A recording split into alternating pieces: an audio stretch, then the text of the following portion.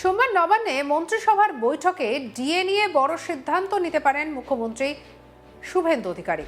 Supreme কোর্টের নির্দেশ মেনেই সম্পূর্ণ বকেয়া মেটানোর পথে হাঁটতে পারে রাজ্য, এমনটাই প্রশাসনিক সূত্রে ইঙ্গিত। গত সপ্তাহে প্রথম মন্ত্রিসভার বৈঠকের পরই মুখ্যমন্ত্রী জানিয়ে দিয়েছিলেন বকেয়া মহার্ঘ ভাতা সহ একাধিক গুরুত্বপূর্ণ ইস্যু নিয়ে চূড়ান্ত সিদ্ধান্ত হবে পরবর্তী বৈঠকে। আগামী সোমবার সকাল 11টায় নবান্নে সেই বৈঠক বসতে চলেছে।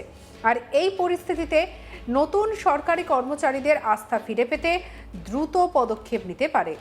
সূত্রের দাবি, ধাপে ধাপে নয়, একেবারেই সম্পূর্ণ বকেয়া মিটিয়ে দেওয়ার পরিকল্পনা নেওয়া হতে পারে। সোমবার মন্ত্রিসভার বৈঠকের পাশাপাশি মুখ্যমন্ত্রীর ব্যস্ত কর্মসূচিও রয়েছে। দুপুরে বিএসএফদের সঙ্গে বৈঠক, বিকেলে কৃতি ছাত্রছাত্রীদের সংবর্ধনা এবং এরপরে উত্তরবঙ্গ সফর।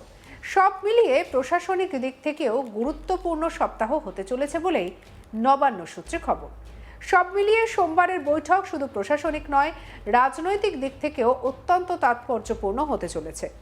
বকেয়া ডিএ নিয়ে সরকারের চূড়ান্ত সিদ্ধান্তই এখন রাজ্যের লক্ষাধিক কর্মচারীর নজরে।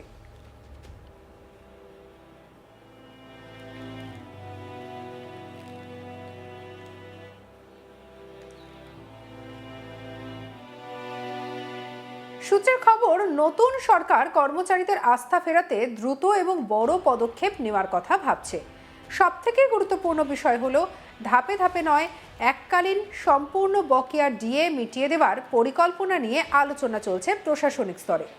যদিও সরকারিভাবে এখনো পর্যন্ত কোনো ঘোষণা করা হয়নি, তবে নবান্নের অন্দরমহলের ইঙ্গিত যথেষ্ট তাৎপর্যপূর্ণ বলেই মনে করছে রাজনৈতিক মহল। এদিকে সোমবার শুধুমাত্র মন্ত্রিসভার বৈঠক নয়, মুখ্যমন্ত্রীর দিনভর ব্যস্ত কর্মসূচিও রয়েছে। দুপুরে বিএসএফ কর্তাদের সঙ্গে গুরুত্বপূর্ণ বৈঠকে যোগ দেওয়ার কথা রয়েছে তার। এরপর বিকেলে কৃতি ছাত্রছাত্রীদের সংবর্ধনা অনুষ্ঠানেও উপস্থিত থাকবেন মুখ্যমন্ত্রী। দিনের শেষে উত্তরবঙ্গ সফরে রওনা দেওয়ার সম্ভাবনা রয়েছে বলেই প্রশাসনিক সূত্রে খবর। সব মিলিয়ে আগামী সোমবারের বৈঠককে ঘিরে রাজনৈতিক এবং প্রশাসনিক দুই মহলেই বাড়ছে উত্তেজনা। বিশেষ করে বকেয়া ডিএ নিয়ে সরকারের চূড়ান্ত সিদ্ধান্ত এখনও রাজ্যের লক্ষাধিক সরকারি কর্মচারী এবং পেনশনভোগীদের নজরের কেন্দ্রে। বহু দিনের দাবি মিটবে কিনা সেই উত্তর মিলতে পারে আর কয়েক ঘন্টার মধ্যেই। এখন দেখার সোমবার নবান্ন থেকে ঠিক কি বার্তা দেয় রাজ্য সরকার, কারণ এই সিদ্ধান্ত শুধু আর্থিক দিক দিয়েই নয়, রাজনৈতিক সমীকরণেও বড় প্রভাব ফেলতে পারে বলেই মনে করছেন বিশেষজ্ঞরা। আমাদের কলিগ সুজয় কি তুলে ধরলো তার রিপোর্টে দেখাবো।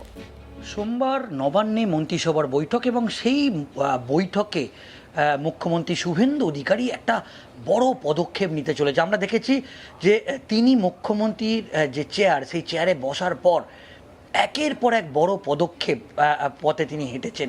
এবার যে বড় পদক্ষেপ বা নিতে চলেছে সেটা আমরা ইতিমধ্যেই জানতে পারছি যে ডিএ, বকেয়া ডিএ। আমরা এটাও জানি যে সুপ্রিম কোর্টের নির্দেশে ইতিমধ্যেই যে পুরনো বকেয়া যে ডিএ, সেই ডিএ কিন্তু মিটিয়ে দেওয়ার কথা সুপ্রিম কোর্ট বলেছে। এবং এটাও জানা যাচ্ছে যে সুপ্রিম কোর্টের সেই নির্দেশের সামনের মাসের 6 তারিখে একটি ডেটও আছে। তার আগে যে নবনিযুক্ত যে বিজেপি সরকার এবং সেই সরকার তারা পুরোপুরিভাবে বকেয়ার দিয়ে সেই ডিএ সম্পূর্ণ মিটিয়ে দিতে চলেছে। এবং আমরা দেখেছিলাম যে প্রথম যে মন্ত্রিসভার বৈঠক হয়েছিল সেই বৈঠকেই মুখ্যমন্ত্রী শুভেন্দু অধিকারী তিনি কিন্তু জানিয়েছিলেন যে বকেয়া মহার্ঘ ভাতা বা ডিএ, তিনি ডিএর বিষয়ে পরবর্তী যে ক্যাবিনেট বৈঠক, সেই পরবর্তী ক্যাবিনেট বৈঠকে চূড়ান্ত সিদ্ধান্ত নেবে। এবং এটাও জানা যাচ্ছে যে কেন্দ্রীয় সরকার এবং রাজ্য সরকারের মধ্যে প্রায় 42% একটা ডিএর ফারাক কিন্তু দেখা গিয়েছিল। আমরা এটাও জানি যে 2026-এর বিধানসভা নির্বাচনের আগে প্রাক্তন মুখ্যমন্ত্রী মমতা বন্দ্যোপাধ্যায় তিনি কিন্তু ঘোষণা করেছিলেন যে তার সরকার এই যে বকেয়া যে ডিএ আছে সেটা মিটিয়ে দেবে। এবং এটাও আমরা জানি যে 26-এর বিধানসভা নির্বাচনের আগে কেন্দ্রীয় স্বরাষ্ট্রমন্ত্রী অমিত শাহ তিনি রাজনৈতিক মঞ্চে ঘোষণা করেছিলেন যে বিজেপি সরকার ক্ষমতায় আসার পর প্রথম ক্যাবিনেট যে বৈঠক হবে সেই ক্যাবিনেট বৈঠকে বকেয়া ডিএ এবং সপ্তম কমিশনের যে বর্ধিত হারে যে টাকা, সেই টাকা কিন্তু বিজেপি সরকার মিটিয়ে দেবে এবং সেই মতো প্রথম ক্যাবিনেট বৈঠকে এই প্রস্তাব মুখ্যমন্ত্রী শুভেন্দু অধিকারী তিনি নিয়ে এসেছিলেন।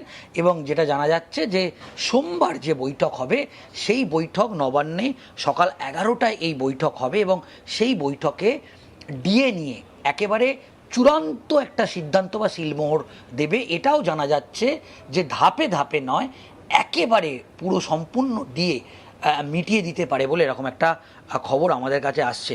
এবং আমরা যেটা জানতে পাচ্ছি যে সোমবার একেবারে ঠাসা কর্মসূচি শুভেন্দু অধিকারীর।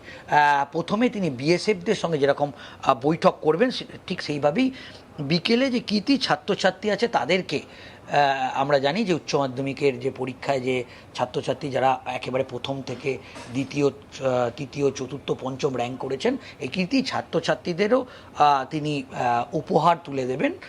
সেটা নবান্ন সভাঘরে সেটা হবার সম্ভাবনা আছে বলে আমরা জানতে পারছি। অন্যদিকে আমরা জানি যে মুখ্যমন্ত্রী হবার পর প্রথম উত্তরবঙ্গ সফর, এবং আমরা প্রথম থেকেই এটা জানি যে বিজেপি উত্তরবঙ্গে একটা ভালো ফলাফল কিন্তু করেছে। 2026-এর বিধানসভা নির্বাচনের আগেই আমরা দেখেছি যে 2021-এর যে বিধানসভা নির্বাচন হয়েছিল সেই বিধানসভা নির্বাচনেও আমরা দেখেছি যে উত্তরবঙ্গে একটা বড় অংশের আসন বিজেপি পেয়েছিল। কিন্তু 2024-এর যে লোকসভা নির্বাচন হয়েছিল সেই 24-এর লোকসভা নির্বাচনের পর থেকে তৃণমূল কংগ্রেস সেই তারা রিকভারি করার চেষ্টা করে, কিন্তু ফের 2026-এর যে নির্বাচন হলো সেই নির্বাচনে দুহাত ভরে উত্তরবঙ্গের মানুষ তারা বিজেপিকে জনাদেশ দিল, একটা বড় অংশের ভোট বিজেপি পেল। সেক্ষেত্রে এটা আমরা জানতে পাচ্ছি এবং এটাও বিজেপি সরকারের পক্ষ থেকে একবারে স্পষ্ট বলা হচ্ছে যে উত্তরবঙ্গ এবং দক্ষিণবঙ্গের মধ্যে আমরা একটা ভেদাভেদ, যেটা বরাবরই উত্তরবঙ্গের মানুষরা যেটা অভিযোগ করে থাকে, এবং একটা সময় বিজেপি যখন বিরোধী দল ছিল তারা অভিযোগ করতো যে উত্তরবঙ্গকে দুয়ারানি করে রাখা হতো। তো সেই সমস্ত ব্যাপার ঘুচিয়ে দিতে চাইছে এই মুহূর্তে নবান্ন, এবং নবনিযুক্ত মুখ্যমন্ত্রী শুভেন্দু অধিকারী তিনি চাইছেন উত্তরবঙ্গকে তারা যতটা বেশি গুরুত্ব দেবে দক্ষিণবঙ্গকে ঠিক ততটাই গুরুত্ব দেবে। এবং আমরা জানি যে উত্তরবঙ্গ উন্নয়ন মন্ত্রী নিশীথ প্রামাণিক তিনি ইতিমধ্যেই উত্তরবঙ্গের বিভিন্ন প্রকল্প ঘুরে দেখছেন এবং বিভিন্ন প্রকল্প নিয়ে তিনি দফায় দফায় বৈঠক করছেন। কিন্তু একটা বিষয় শুভেন্দু অধিকারীর পক্ষ থেকে স্পষ্ট করা হচ্ছে যে উত্তরকন্যা এবং দক্ষিণবঙ্গের নবান্নের মধ্যে কিন্তু কোনো মানে ডিস্টেন্স থাকবে না। উত্তরবঙ্গের মানুষের জন্য তিনি যতটা উন্নয়নমূলক কাজ করবে দক্ষিণবঙ্গের মানুষের জন্য ঠিক ততটাই কাজ করবেন। সঙ্গে রাখুন আজ তাক বাংলাকে। আপনার মতামত জানান কমেন্ট সেকশনে, সাবস্ক্রাইব করতে ভুলবেন না।